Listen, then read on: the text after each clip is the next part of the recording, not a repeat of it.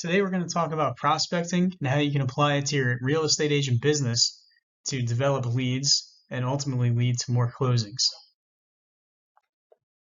If you don't know what prospecting is, it's the first step in the sales process that involves participating in activities to identify potential clients.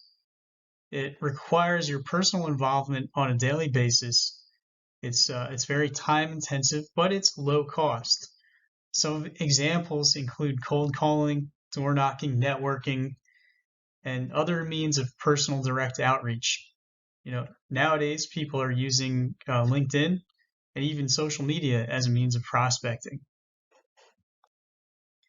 The main reasons as to why you should prospect include maintaining control of your business, meaning you're not relying on Zillow or another party to send you names of people that are interested in buying or selling real estate. And it's little to no cost other than your time. You can decide on how much prospecting you want to do. So if your afternoons are busy, but you have 4 hours free in the morning, well, you can devote that 4 hours to prospecting for new business. And also, you want to keep in mind that the more people you talk to, the more leads you will generate. And when we say leads, we mean people who express an interest in either buying or selling real estate, either now or in the future. Now, before you start prospecting, you want to make sure you have a way to keep track of all the information you're going to receive from people. That includes their phone numbers, email addresses, and any notes on the conversations you have with them. You can do this one of two ways. You can use a CRM, which is going to cost you a subscription fee. Some of the cheaper ones are about $10 a month and then go upwards from there. If you're not ready to pay for a CRM, then I recommend you use Excel. If you decide to use Excel, we have a link here on the slide that will show you the best way to organize the information on the spreadsheet. I recommend that you sort the spreadsheet by the due date. So when you talk to somebody and they tell you, hey, I want to start looking for a home to buy next month. Well, you're going to put a call in your list with a due date of next month so that you can call them and start discussing the home buying process with them. You want to be as detailed as possible, and you want to make sure that you abide by each input that you enter into your CRM or Excel sheet. And that's one of the ways that you build trust with people, is by being consistent with the follow-up. For example, if somebody talks to you and they say, you know what, I don't want anybody to come and look at my house now, but in 2 weeks, if you give me a call, I'll be ready to have an agent come in and look at my house to evaluate it for a listing. Well, you better make sure that you put a follow-up date for either 1.5 or 2 weeks out, and you make sure you call them. And if you don't get in touch with them on the first attempt, you keep trying until you get in touch with them. That's the best way to prospect and to show that you're consistent and you abide by the conversations that you're having with people. That in turn will build trust. Getting back to which system you're going to use, Excel, once again, is very basic. You have to do everything manually, whether you need to send an email, text message, phone call, or a mailer.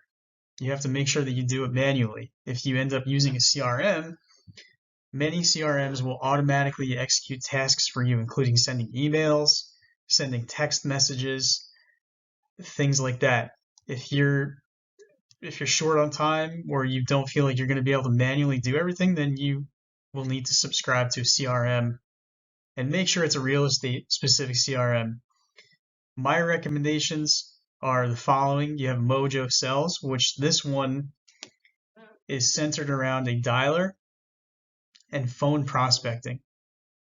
So if you sign up for Mojo, you have the option to also sign up for sale by owner leads or expired leads, or for rent by owner leads, or you can do their neighborhood search feature on there and call certain neighborhoods.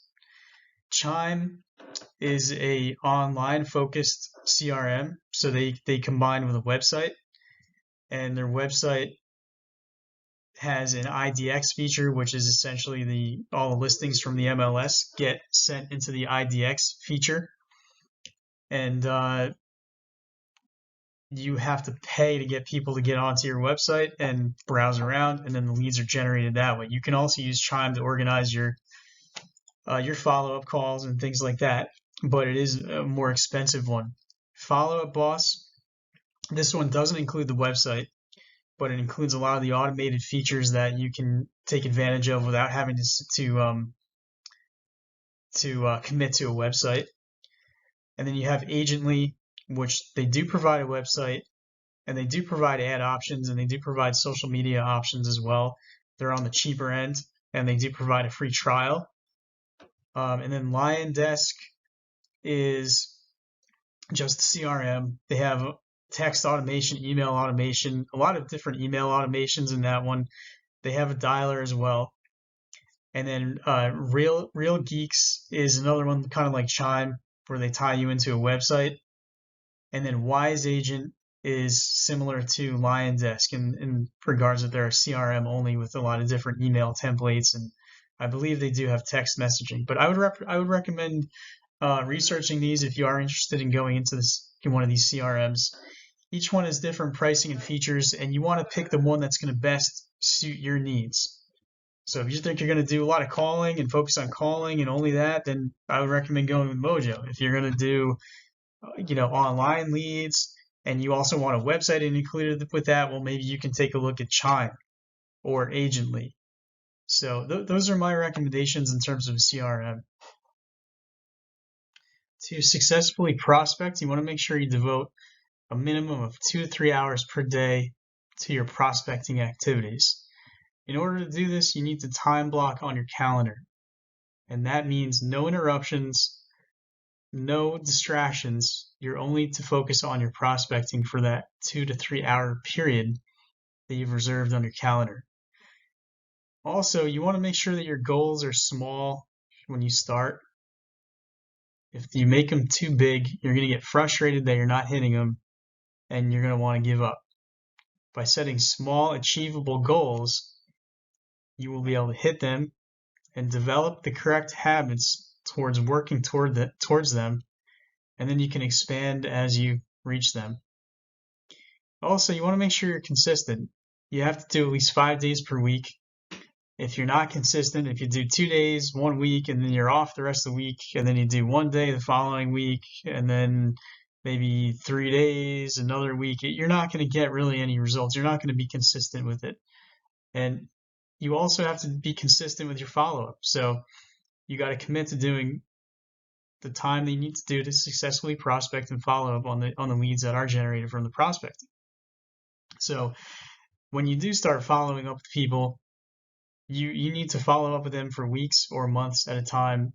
I mean, one time I followed up with somebody for a period of over a year, I think a year and a half to 2 years before they finally did a transaction with me.